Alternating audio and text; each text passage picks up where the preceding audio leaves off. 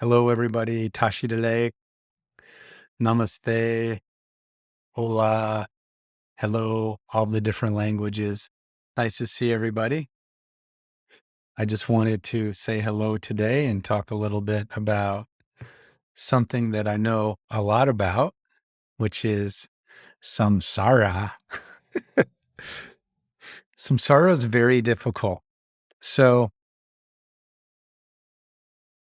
there's infinite suffering.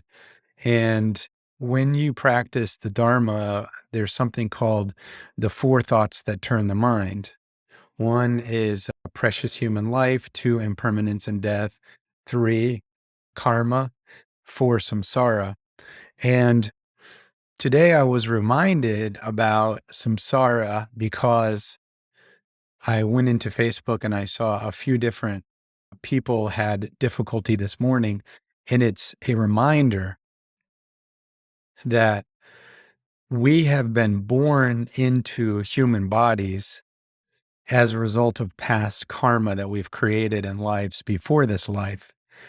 And we are living in what the Buddha taught is called samsara, which is this circular, repetitive experience of birth, old age, sickness, deterioration, death.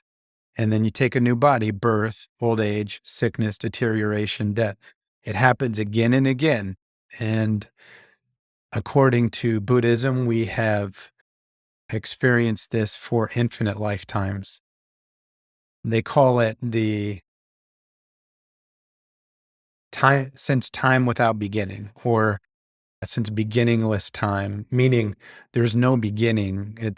This has been happening for so long that there's no traceable beginning. So I just wanted to take some time today to spend a few minutes talking about samsara.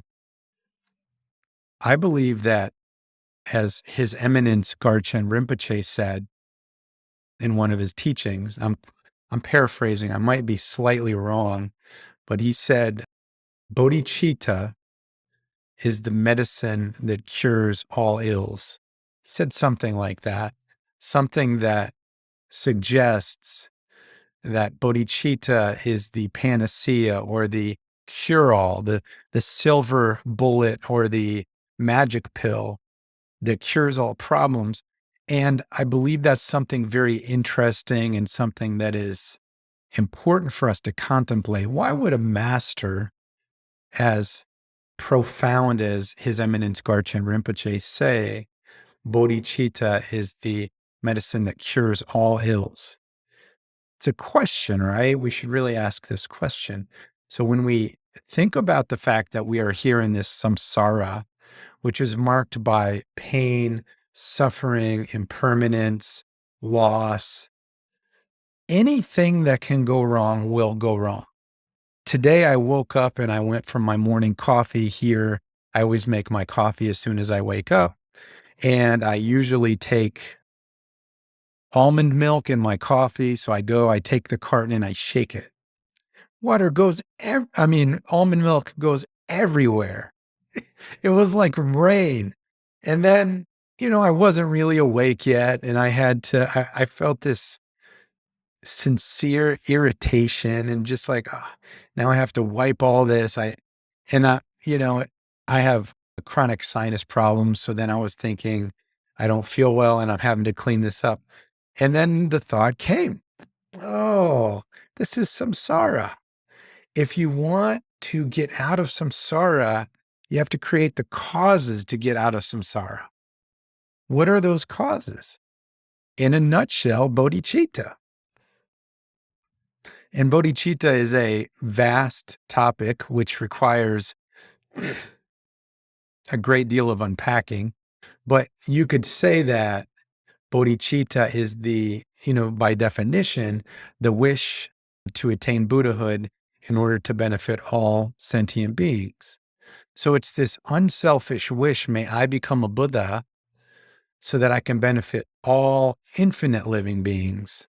Not just the people I like, not just the people I know, not just, not just Democrats if I'm a Democrat or Republicans if I'm a Republican, all infinite, inconceivable number of sentient beings. May I benefit all of them. That is the cure of samsara. So when we have difficulties, whether it's a loved one dying, or maybe we have romantic feelings for somebody who doesn't have romantic feelings for us, maybe we're going through a divorce, maybe our family members don't reciprocate our kindness, maybe we have illness, maybe we're sick. There's so many things that are happening in samsara. It can be very, very overwhelming. So when we think about samsara, we have to ask the question, are we ready to create the causes for happiness?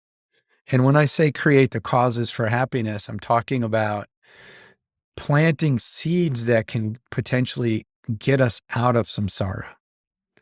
And what are those causes? Bodhicitta is the driving force that removes us from samsara. And bodhicitta's best friends are love and compassion. Love, compassion, and bodhicitta are the three amigos. If you have sincere bodhicitta, then you know that you must cultivate love and compassion for all living beings, because you cannot escape samsara until you create the antidotes for why we are here in samsara. So why are we here in samsara? Self-grasping and self-cherishing. For infinite previous lifetimes, we've had self-grasping. We've taken a self where there was no self, meaning we believe that there's an inherently existent self. We believe that this body and mind complex is independently existent or intrinsically existent or inherently existent. So we believe in a self. That's self-grasping. And then self-cherishing is cherishing the self above every other living sentient being. And in so doing, being willing to hurt others. If I get what I want, then that's okay if I harm others.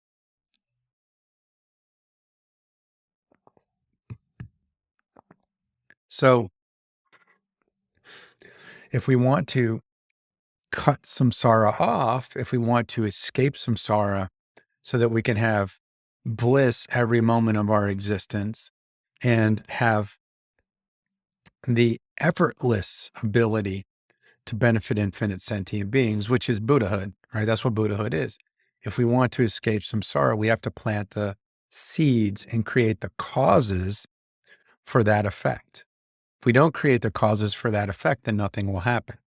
So I think when we start to get into the topic of samsara, I like to just personally, I think the most available material is all around us. Of course, you could take the practice that the masters in, especially in Tibetan Buddhism, have taught us, look at and contemplate all the realms of existence, contemplate the hell beings, the hot hells, the cold hells. There's all these very highly detailed practices that we can do to contemplate samsaric existence, the hell realms, the hungry ghosts, the animals, the humans, the gods. And so you have this vast array of realms that you can contemplate, but I'm a pragmatic person, and I believe in pragmatism, which means taking the things that are naturally available to each one of us and using those as a contemplative practice. And each one of us have known almost infinite pain in this one lifetime that we've had. You just think back, I'm 43, but depending on how many years you've been around, most likely you've had a lot of pain. And if you're a serious Buddhist, a serious spiritual seeker, Buddhist or otherwise, the likely reason for you coming was pain. Most of us who are practicing the Dharma in a real way have experienced a great deal of pain, and that got us the Dharma. That's why we came to the Dharma to practice. And therefore, if you just look around at the world, There's a war going on in Ukraine. Russia invaded Ukraine, and there's a horrible, violent war. There's political unrest across the world, a lot of countries. America is less stable now than it's ever been, which is very sad. There's COVID. So you have wars, you have plagues. By the way, it's said that the Buddha and Guru Rinpoche Padmasambhava and many other learned masters and highly realized beings predicted these things were going to come. They said the age of weapons, the age of plagues, the age of, global devastation, climate devastation, floods, fires. These things have kind of been um, foreseen by a lot of these masters. So you look around the world, there's a war in Russia, there's COVID, there's what else? Horrible climate change, forest fires, flooding. Those things, the war and the climate change, are leading to furthering of poverty, difficulty attaining food, water. There's so much suffering everywhere around us. And that's just what's going on in the container, if you will. The Buddhists call the environment or the world, the external world, the container. So that's just what's going on in the container, but just look at your own life. Look at all of the people that we love to have died. My dad died in March. Now it's August, almost September. In a few days, it'll be September. And when a family member dies, even if we are practicing Buddhists, we still suffer great pain. And somehow we're still surprised, which is illogical. How can we be surprised when we do death and impermanence meditation all the time, but yet still we're surprised? And I just believe that is part of the samsaric makeup that we have. So all of this stuff that's happening, we cannot control it. Impermanent causes have produced impermanent results. So everything we see around us, all of the experiences we have, all of the trouble, the difficulty, the sadness, the anxiety, the heartache, the stress, all of this is part of the samsaric experience, which is marked by impermanence. Impermanent causes have produced everything that we see, hear, smell, taste, touch, and think about. And since the causes of these things were impermanent, the effects are also impermanent. And that's karma. Karma is cause and effect. Now, since all of these things are impermanent, and since there are infinite causes that are producing everything we experience, we have no control because there's no solidity, there's no stability, there's no way for us to see what's coming. So we really don't have any security. What we really want is we want security, and we don't have security. And that's samsara. And, there's different ways to look at this. One way is you can get really upset and stomp your feet and pound your fists and say, you did this. Yeah, I hate you. Oh, this is horrible. My life's so bad. You could really allow samsara to defeat you. Or you can practice. Every time we pray, and at least in Tibetan Buddhism, we say, until enlightenment, I take refuge in the Buddha, Dharma, and Sangha.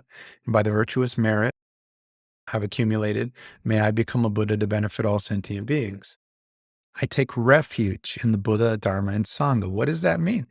Taking refuge in the Dharma, for example, is to say, I'm here, I'm trapped in samsara, but I'm going to take refuge in the Dharma because it gives me the answer.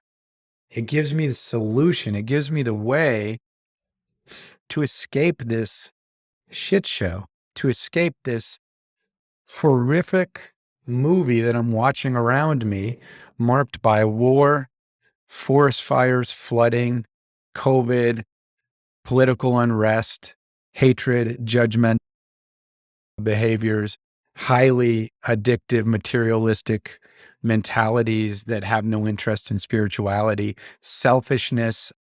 99.9% of people are all about me, me, me. What can I get? That's what we are living in. So we have a couple ways to handle this samsaric experience. One way, of course, is to get defeated, or maybe to go and say, I'm going to go get drunk because it's fun. I'm going to go and do everything according to entertainment. I'm going to chase I'm going to chase these kind of like superficial causes for happiness. That's one way to do things. But then what you're doing is you're just furthering samsara along. You're not really changing anything.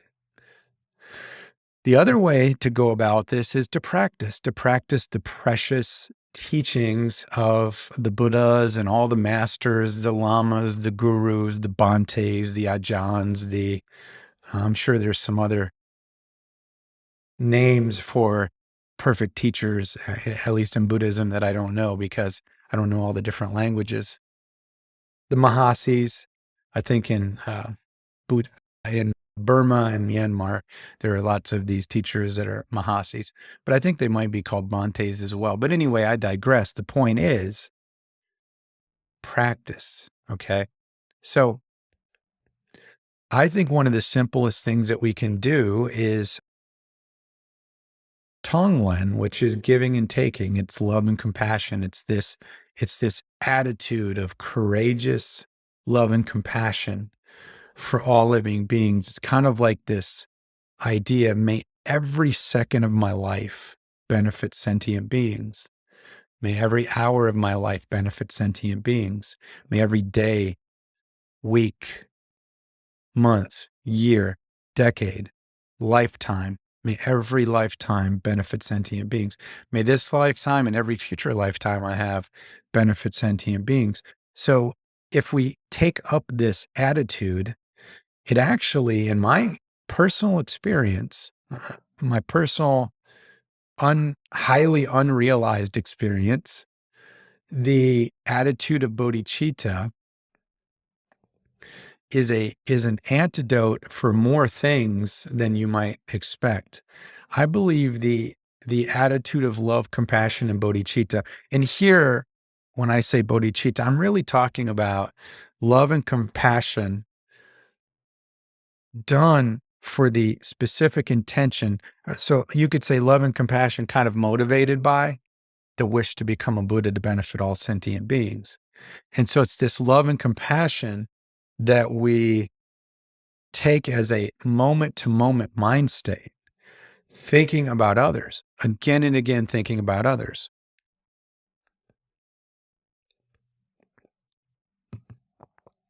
And so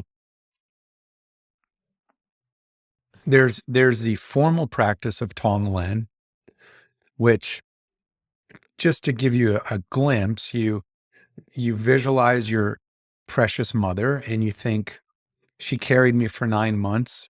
She had infinite amount of pain and suffering. She had backaches. She vomited. She had dizziness.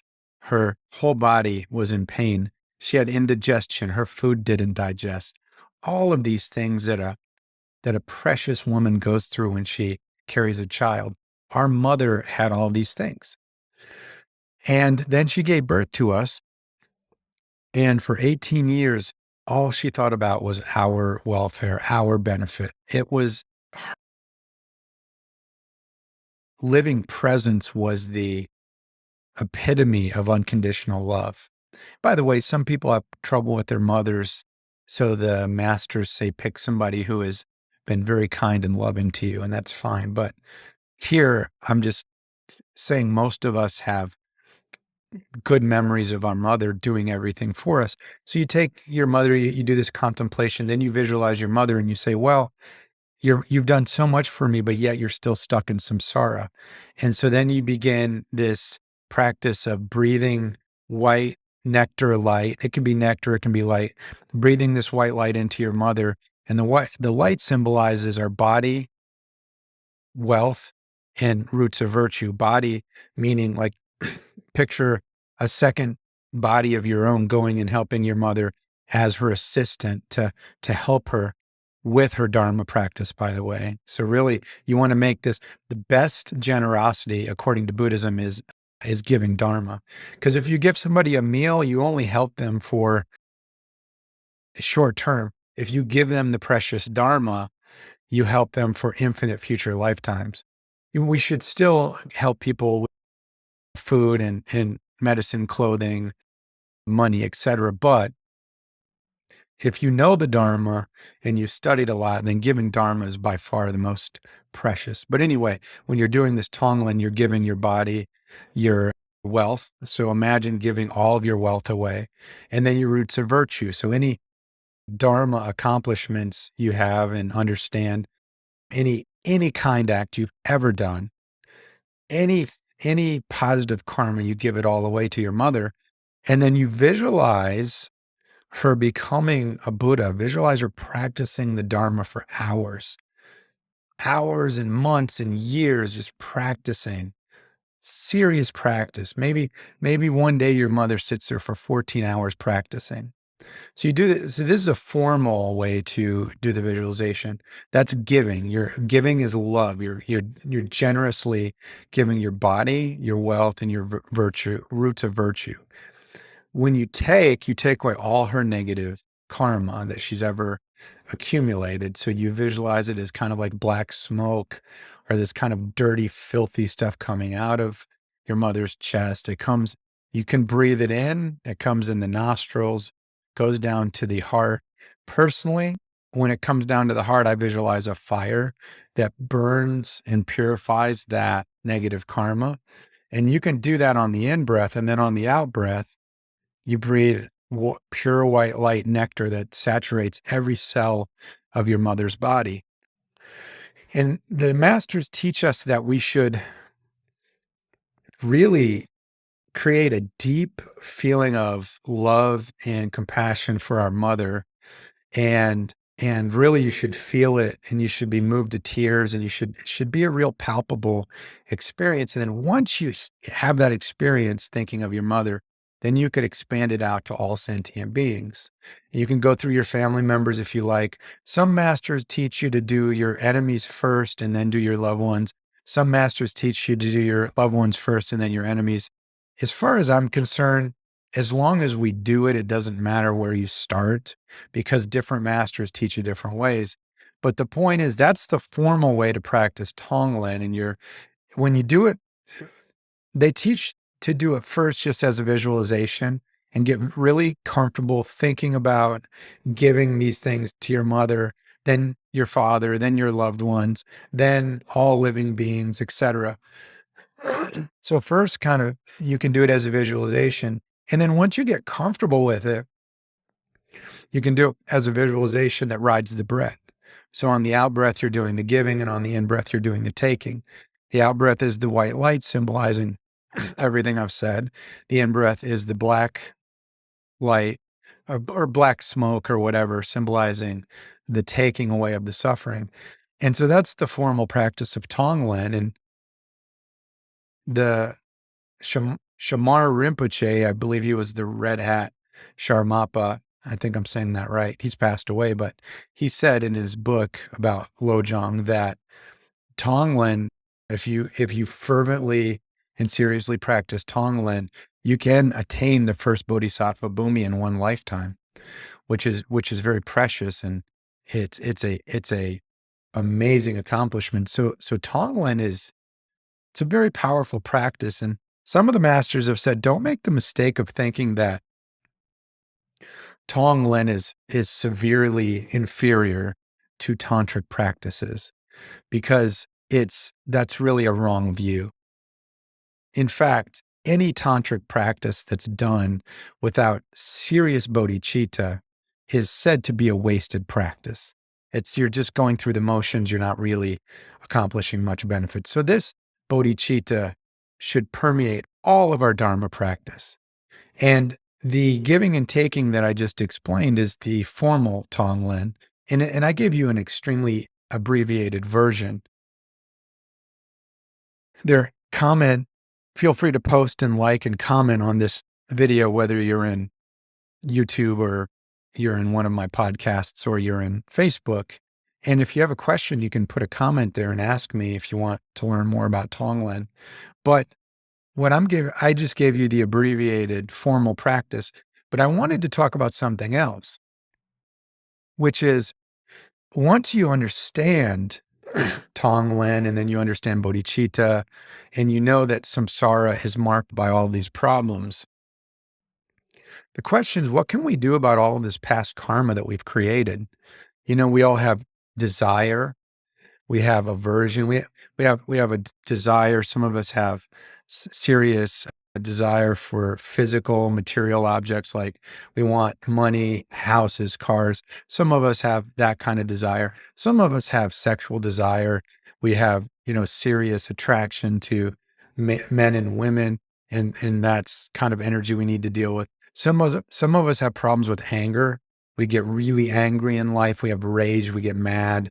And then we say things to people when we have fights and quarrels, sometimes just verbal quarrels, sometimes physical, violent fights. They're, they're all different problems that we suffer from. And back to what I said about Garchen Rinpoche saying that bodhicitta is the single medicine that cures all ills. So in our day-to-day life, we can actually creatively implement Tonglen and Lojong practices by just thinking, okay, right now I'm walking. So let's say you are walking. You can think to yourself right now, infinite sentient beings are on my left and on my right and behind me, and I'm walking them all directly to Buddhahood. So every time you walk, you can think that. When you pee, I know this is going to sound funny. When you pee, you can visualize. By the way, I made all this stuff up. I just creatively thought about ways to, a couple masters have said, you can do this. And they gave like one example. I think one master said, when you wash your hands, imagine you're washing samsaric suffering off of all sentient beings. And then I kind of took the creative liberty to create different ways to think about this. So when you pee, there's always a good Dharma teaching when the teacher starts talking about when you pee. When you pee, visualize beautiful white nectar coming out and going into the toilet. Or if you're in the forest, going on the trees, wherever you are, you're visualizing as you pee. Imagine you're giving all of your body, wealth, and roots of virtue to every sentient being.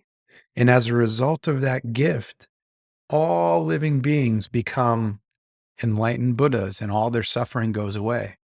So you can, even your peeing can become the Dharma. When you wash your hands, like I said, visualize you're taking all the suffering, all the dirt, as you wash your hands to clean your hands, you're taking away all the dirt from all sentient beings and bringing it into your own heart. And then it goes down the drain and it eliminates all the negative karma for every sentient being.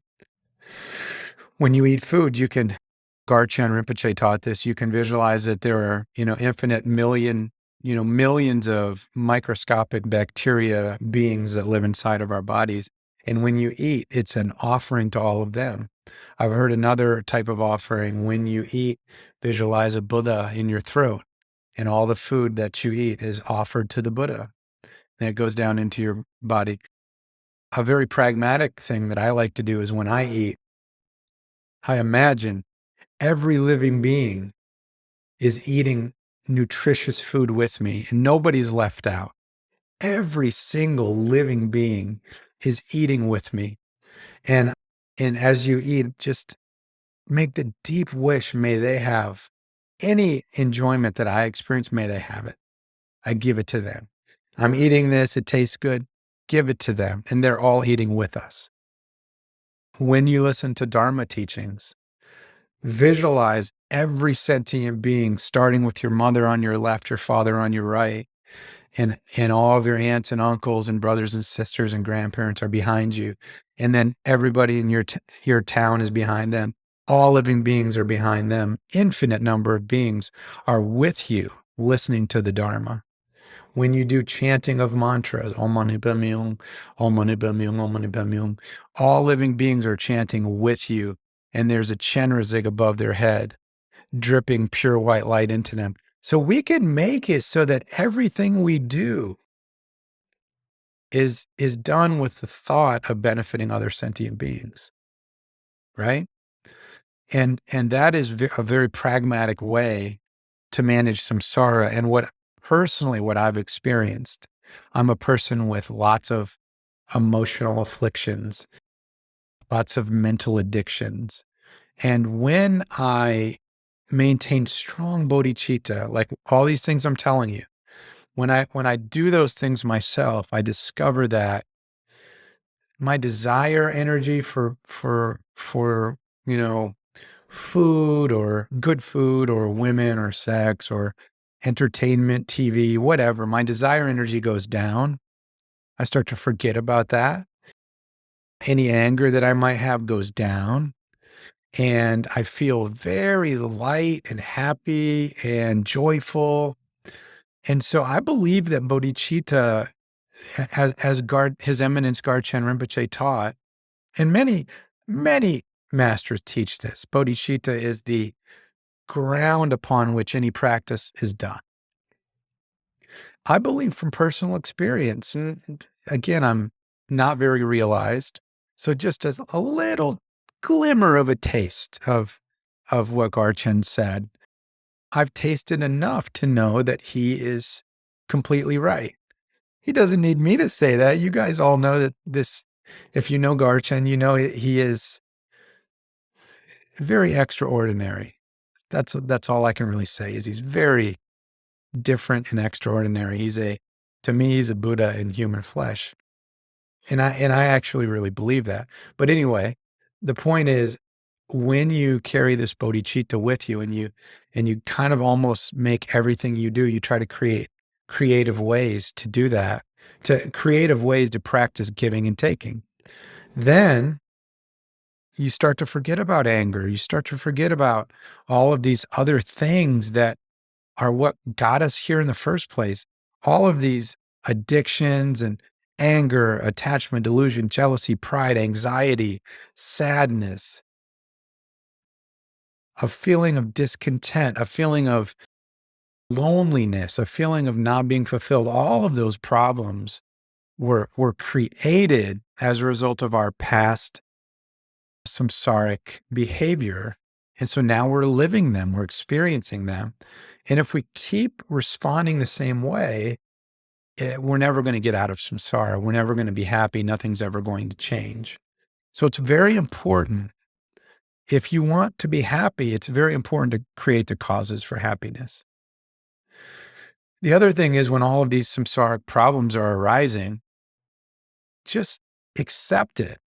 This is samsara. Accept that it's going to be a bumpy road. Joseph Goldstein, the great American Buddhist teacher, I think he's the founder of the Insight Meditation Society out in Massachusetts, USA.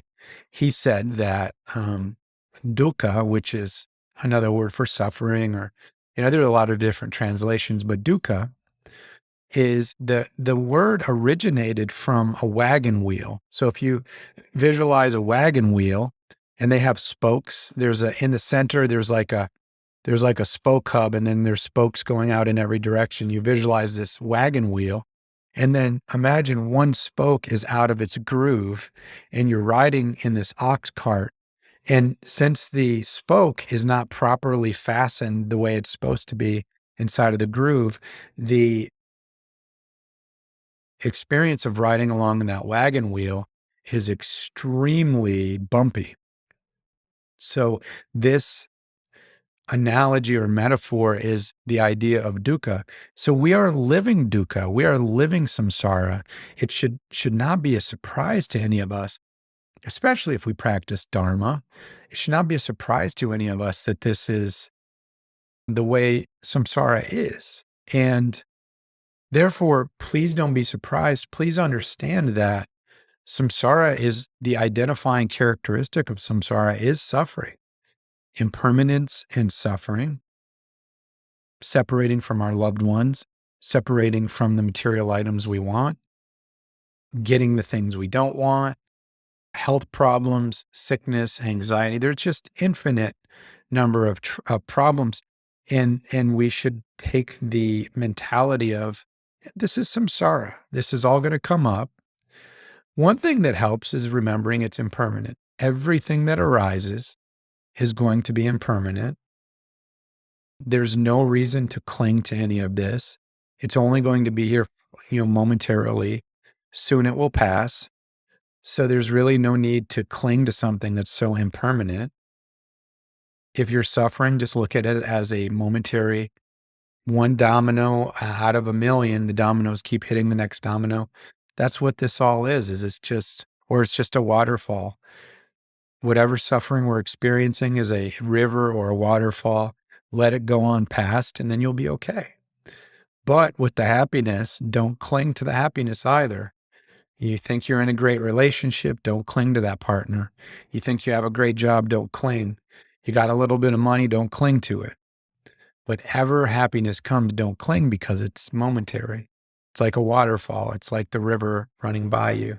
It's only there for an instant, for 1 second, one snap, then it's gone. So if we let go of everything, then all this samsaric stuff can come up. And if we don't cling to it, then we can purify it. We can purify all that past negative karma. But the problem is most of us cling to it. So the stuff we like, we grab it and we want to keep it. The stuff we don't like, we push it away and get mad about it. And that habitual pattern of behavior is what causes so much suffering. So if we want to get, kind of get out of samsara, the bodhicitta that I talked about earlier is very important. The understanding that samsara is marked by problems and suffering, and we should not be surprised when bad things happen. We should just say, oh, that's samsara teaching me. Samsara has come to me as my lama, my guru, my teacher, giving me the gift of, hey, everything the Buddha said is true. Samsara really is a big fire of pain and suffering. That's what it is. So when we experience these problems, we should just say, aha, samsara is my teacher. And if you want to get out of samsara, just remember everything is temporary, everything is impermanent. If you're having a really difficult time, soon it will get better. Don't be too worried about it. If you're having a great time, soon it will go away. So don't get too happy about it. Take the middle way, be balanced. Feel free to enjoy stuff, but just don't cling to it. Feel free to, if, pain is coming, feel free to look at it and say, oh, that's just temporary pain. Soon it will pass. Then you feel more freedom. You're not so bound by these things that are happening. Okay. So I really wanted to share some of these simple, pragmatic ways that you can apply the process of Lojong and more specifically Tonglen giving and taking. And please feel free to make up your own little ideas. When I watch TV, I sometimes visualize giving and taking to the actors on the screen, and I contemplate their kindness and I think about how kind they were to create that entertainment. If you listen to music, think about how kind the musician was to give us the music. If you eat, if you put on clothes in the morning, every time you put on clothes, you could think, oh, how beautiful. I'm so grateful that these people made these clothes for me, right? If you're using Facebook or YouTube or if you're using anything on your phone, your apps, your software, anything, you could think how wonderful the programmers that built these things are giving them to me. Especially Facebook and YouTube are free. Technically, I realize they're ad driven. They're not really free. We are actually the products. We're the payment. But the point is, everything we do all day long can be marked by love, compassion, gratitude, and remembering the kindness of others, and then trying to keep them in mind and and take their suffering and give your love to them. Okay. I realize this was a long 40-minute talk. I dedicate the merit of this Dharma practice and this Dharma offering and this Dharma teaching to all living beings. As a result of this teaching, may every living being become a fully enlightened Buddha. Okay. Bye. Love you all. Take care.